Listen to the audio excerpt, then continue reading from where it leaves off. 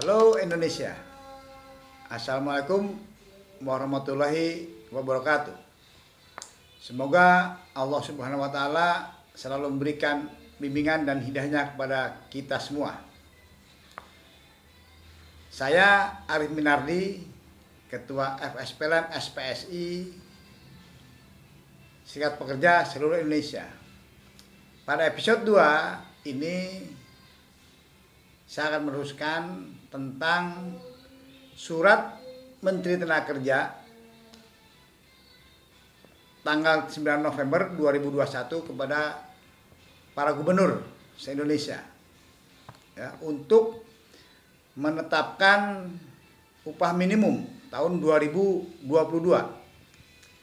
Ya, episode pertama sampai dengan poin 3. Nah, ini pada poin keempat. Pada poin keempat dalam surat tersebut ya, judulnya adalah persiapan penetapan upah minimum tahun 2022. Poin 4. Penetapan upah minimum provinsi atau UMP dan upah minimum kabupaten atau kota UMK tahun 2022 dilaksanakan dengan menggunakan formula upah minimum. Ya, saya sudah melihat formula upah minimum yang selanjutnya ya. Tetapi saya ingin menegaskan sekali lagi bahwa formula yang ada di sini itu penyesuaian. Ya, penyesuaian dari upah minimum. Dan sebetulnya sederhananya kalau upah minimum itu belum ada, maka kalau mengacu kepada yang lama, misalnya 64 item itu disurvei. Kan begitu selama ini oleh Dewan Pengupahan di pasar ya, dengan teknik ya, itu teknik statistik lah ya. Itu BPS yang ahlinya. Setelah didapatkan suatu besaran harga. Ya, ketemu angka gitu. Itu pertama. Nah, kemudian misalkan disurvei tahun 2021, katakanlah contohnya tadi di suatu daerah setelah disurvei ketemu harga upah minimum itu 4 juta ya, salah survei dengan 64 item ya, yang selama inilah yang sudah ada gitu. Kemudian bagaimana tahun 2022? Nah, di sini nih semua penyesuaian sebetulnya. Tidak ada dari awal. Tiba-tiba gubernur gubernur menetapkan upah minimum, kira-kira gitu. Ya, nah ini penyesuaian rumus-rumus itu. Dan ini rumus-rumus ini kalau saya melihat sih tidak sesuai ya. Karena harus sederhana prinsipnya. Tidak kemudian dibuat rumit, ada batas atas, batas bawah. Nah, sederhananya begini. Ketika hasil survei real di lapangan, harga-harga pada saat 2021 ketemu harga 4 juta, bagaimana 2022? Nah, 2022 4 juta ini apakah masih relevan dengan untuk membeli 64 item tadi itu per bulan? Ya, artinya sebetulnya adalah nilai 4 juta ini nilai realnya berapa tahun 2022 gitu. Ya, itulah upah minimum tahun 2022. Jadi tidak kalau inflasinya 5% berarti nilai rupiah itu turun 5%. Ya, upah minimumnya harus naik 5%. Kan sederhana itu kalau paling sederhana. Maka di PP sebelumnya, PP 78, walaupun juga banyak ditolak oleh buruh, tetapi itu masih logis lah. Ya, ditambah pertumbuhan ekonomi.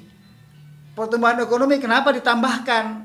Inflasi dan pertumbuhan ekonomi kenapa ditambahkan? Karena kan standar kehidupan itu ada kenaikan. Itulah esensinya.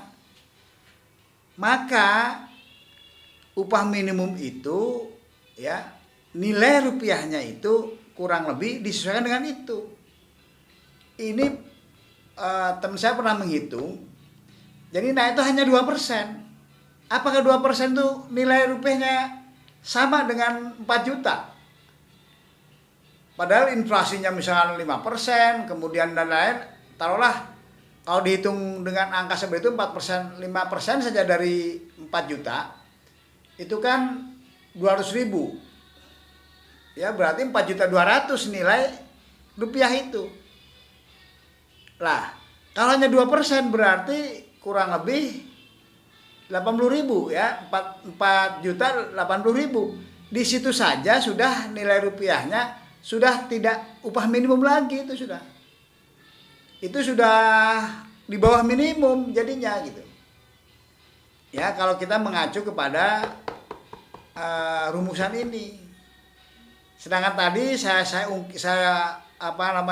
coba ulang definisi upah minimum. Upah minimum itu kan upah atau penghasilan yang diterima oleh pekerja ya untuk hidup secara minimum tetapi masih layak. Itu. Nah, ini kan sementara dengan nilai rupiahnya sudah berubah, harusnya tahun 4.200.000 kalau hanya inflasi ya. Kalau dengan pertumbuhan mungkin harusnya 4.400.000. Ya, kurang lebih bisa naik 10%. Tetapi ini kan hanya jadi naiknya jadi 4.080.000 gitu.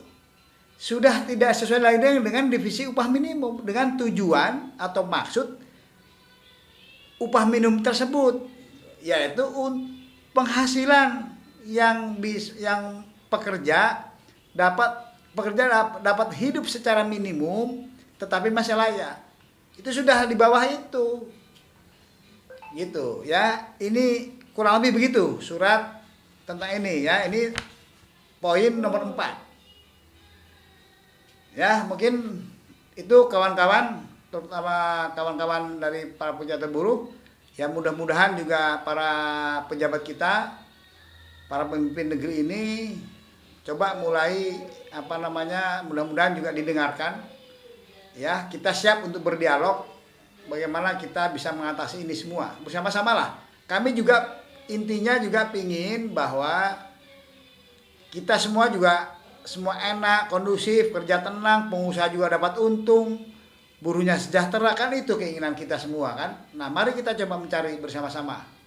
Insya Allah Allah akan berikan petunjuk jalannya. Kalau kita semua dapat bermusyawarah dengan tenang. Para pemimpin juga negeri ini juga bisa memimpin dengan terbuka.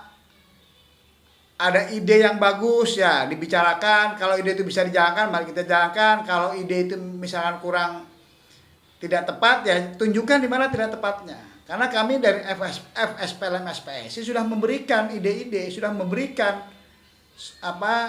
semacam proposal, semacam usulan-usulan untuk menyelesaikan seluruh permasalahan ketenagakerjaan. Gitu. Karena pengusaha itu bukan lawan. Ini kita satu keluarga. Dan pemerintah dalam hal ini ya sebagai yang mengatur supaya ada keharmonisan hidup ini gitu. Kira-kira itu ya. Mungkin itu dulu untuk episode 2 ya. Mungkin kita akan ada lagi episode berikutnya. Kita lihat dulu analisa satu-satu item-item yang ada di surat Menteri Tenaga Kerja. Karena kalau langsung semua mungkin butuh waktu lama. Terima kasih. Mohon maaf ada kekeliruan. Wassalamualaikum warahmatullahi wabarakatuh.